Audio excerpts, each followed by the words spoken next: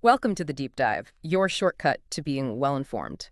Today, we're plunging into the current affairs of June 28th, 2025, Part 1. We've gathered a stack of sources, articles, research notes, and we're ready to unpack what's most important, especially for you, our dedicated UPSC aspirants. Indeed. We'll be covering quite a range, everything from India's role globally, to critical resources, national development initiatives. And for some of you, parts of this might actually serve as a useful revision, touching on concepts we've perhaps looked at before. That's right. So get ready for a session that mixes clear summaries with those, well, memorable details and maybe some aha moments. Let's get started. Okay, we begin with India's international outreach. And this is where it gets really interesting, I think. The Prime Minister of India recently visited Cyprus. Now, that marks the first such visit in 23 years, which really signals India's expanding diplomatic horizons. And this outreach sort of sets the stage for a critical development within the Shanghai Cooperation Organization, the SCO. India refused to sign a joint statement at the SCO defense ministers meeting. So what's really going on here? Well, the core reason, it's actually quite straightforward based on SPO rules. This is a fundamental principle. You need full consensus for any joint declaration. India's stance, as the defense minister reiterated, really underscores its commitment to its own principles. Addressing global challenges based on one Earth, one family, one future, which is rooted in Vasudhaiva Kutumbakam. That's a powerful ethos to stand by. It is.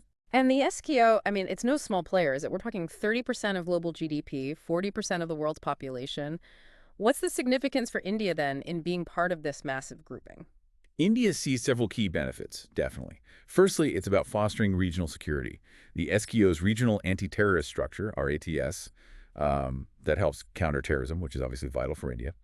Secondly, it provides a real boost to socioeconomic ties. Think about initiatives like the STO Young Scientists Conclave or India's proposal for a special working group on innovation and startups. Right. Thirdly, it enhances regional connectivity. Projects like the International North-South Transport Corridor, the INSTC, they leverage SKO member support. And that's also crucial, for countering China's Belt and Road Initiative, the BRI. Okay, the connectivity angle is important. Very. And finally, it offers a platform for, let's say, countering the hegemony of Western-dominated institutions. For instance, proposing trade in national currency instead of the dollar. That's a lot of strategic depth there. But it can't all be smooth sailing. What are the main challenges India faces within the SCO? Key issues definitely persist. There's the ongoing China-Pakistan axis, which is a constant factor. Then there's China's silence towards Pakistan-sponsored cross-border terrorism, and also the perception of the SCO itself as potentially an anti-Western grouping. All these create a pretty delicate balancing act for India. A tricky path to navigate. So for our listeners preparing for exams, let's just quickly unpack the SCO's basics. How did it start? Sure. The SCO was formally founded at the Shanghai Summit back in 2001. It actually evolved from an earlier grouping called the Shanghai Five. Now it comprises 10 member countries. You have the original 5, China, Kazakhstan, Kyrgyzstan, Russia, Tajikistan, plus later additions like Uzbekistan, India, Pakistan, Iran, and most recently Belarus. Okay. Its structure includes the Council of Heads of States, that's the apex decision-making body, and the Council of Heads of Governments. And everything is supposedly underpinned by the Shanghai Spirit. The Shanghai Spirit? Yeah, which emphasizes things like mutual trust, mutual benefit, equality, consultation, respect for cultural diversity, and pursuing common development. All right. From geopolitics, let's pivot now to something equally strategic. Critical resources, specifically rare earth elements, or REEs. China controls, over 90% of global processing capacity, and they recently enacted restrictions requiring companies to get import permits from Beijing. This was seen as a response to U.S. tariffs, wasn't it? That's the general understanding, yes. And what's really fascinating here is the sheer importance of these metals, which sound obscure but are anything but. REEs include 17 metals, lanthanides, plus scandium and yttrium. They're classed as critical minerals because, they're rarely found in concentrations that are actually economical to mine. Plus, there are limited suppliers, and they hold immense strategic importance, especially, in defense. Right. So what makes them so special? What are their key features? Where do we encounter them? Well, REE alloys have unique properties. They prevent corrosion in metals. They boost efficiency in energy storage. They also improve performance massively in electronics and advanced manufacturing. Specifically, RE magnets are incredibly crucial.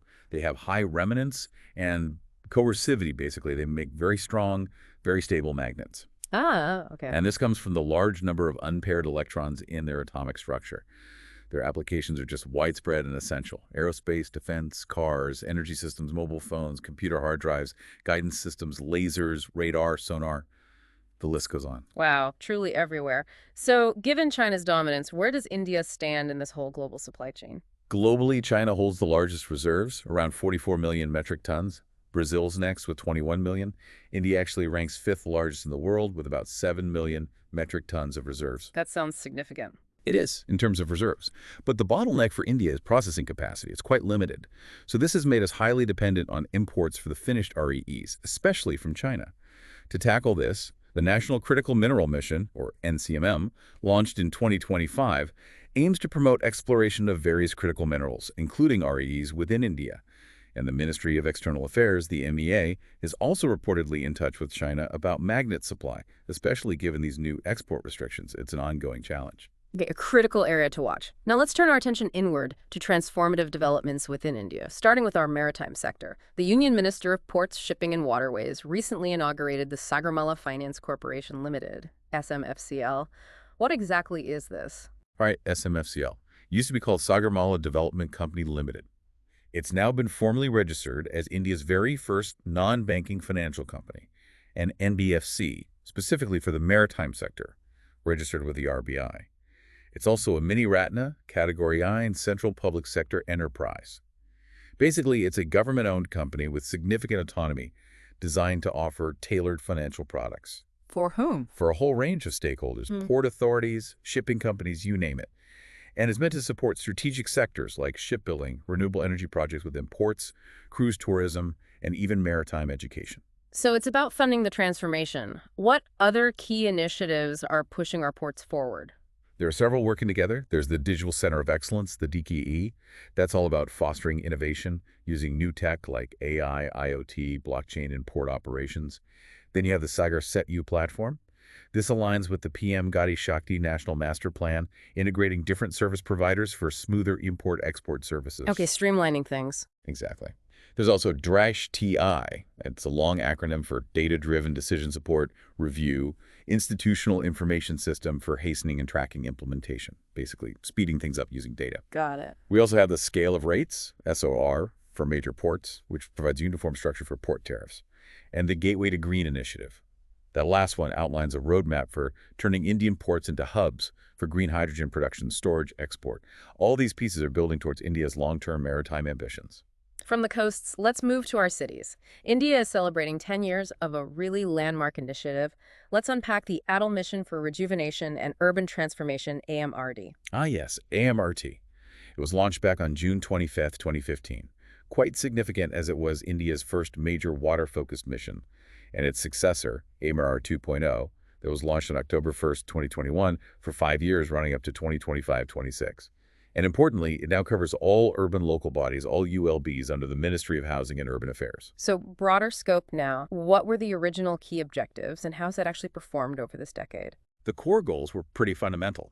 First, ensuring every household has access to a water tap and a sewerage connection. Basic, but vital. Second, increasing the amenity value of cities, think parks, green spaces. And third, reducing pollution, partly by promoting public transport. It's run as a centrally sponsored scheme. Meaning shared funding. Yes, funds are shared based on the urban population of states. And if you look at the impact, well, it's tangible. Things like 99 lakh streetlights replaced with energy-efficient LEDs that alone reduces CO2 emissions significantly, about 46 lakh tons a year. We've also seen urban local bodies raising substantial funds, nearly a 5,000 crore, through municipal bonds. And over 2,500 cities have implemented online building permission systems, streamlining construction approvals. Digital push there too? Definitely. Plus, GIS-based master plans have been formulated for hundreds of AMRUT cities, covering a huge area, which helps in planning. And there are other initiatives under it, like Jal Hai, AMRUT for water treatment and reuse, and AMRUT Mitra, empowering women and self-help groups with water management skills. A very comprehensive mission, it sounds like. Okay, let's shift focus again, this time to global health and international alliances. There's been news about the U.S. pulling funding from Gavi, the vaccine alliance. That sounds significant. It is quite significant, yes. Gavi was founded back in 2000. It's a major public-private partnership. Its core partners include the WHO, UNICEF, the World Bank, the Gates Foundation, big players. Its mission is crucial: saving lives, protecting health by increasing equitable, sustainable use of vaccines. They've vaccinated over 1 billion children in the poorest countries. That's a massive impact. So why would the U.S. pull funding? What's the stated reason? The U.S. has accused Gavi and also the WHO of, quote, silencing dissenting views and legitimate questions about vaccine safety. That's the official reasoning put forward. Right. And this action by the U.S., it doesn't feel like an isolated incident recently, does it? There seems to be a bit of a pattern. Not at all. You're right. In recent years, the United States has shown, well, a rising trend of withdrawing from or reducing engagement with key global alliances and institutions. We saw it with the WHO itself, the Paris Climate Agreement, the UN Human Rights Council, even the UN Relief and Works Agency, UNRWA. When a global superpower like the U.S. steps back, it naturally has much bigger implications for international governance. What kind of implications are we talking about? Well, the impacts are quite considerable. First, it undeniably leads to a weakening of multilateralism, the whole idea of a rule-based international order. We've seen ripple effects, like Israel also withdrawing from the UN Human Rights Council. It could seriously undermine global actions, like climate efforts. Remember, 2024 was the hottest year on record, and the U.S. is the world's second-largest greenhouse gas emitter after China. The U.S. exit can also leave these institutions facing severe fund crunches. Just as an example, in 2024, the U.S. funded about 15% of the WHO's total budget. That's a big hole to fill. And perhaps most strategically, it creates a leadership vacuum. This vacuum can then be filled by other countries, maybe like China, and that in turn could potentially reduce India's own influence in the decision-making processes of these global organizations. That's a really critical dynamic to watch. Okay, to make sure we cover the breadth of current affairs for you, let's do a quick lightning round. Some other crucial updates. Fire away. All right, quick takes. First, Operation Deep Manifest. The Directorate of Revenue Intelligence, DRI, seized goods worth around 9 crore under this op. It specifically targets the illegal import of Pakistani origin goods that are being routed through third countries, mainly Dubai, UAE. This follows India's ban on such imports after the Pahalgam terror attacks. Before that, there was a 200% customs duty. Okay, clamping down on indirect routes. Next. Next, Alpha Genome. This is a new AI model from Google DeepMind. It's designed to help accurately predict how individual mutations in our DNA affect function and health. It builds on the earlier model, Informer, and complements another one called AlphaMissense. What's key here is it analyzes really long DNA sequences, up to 1 million base pairs for highly detailed predictions.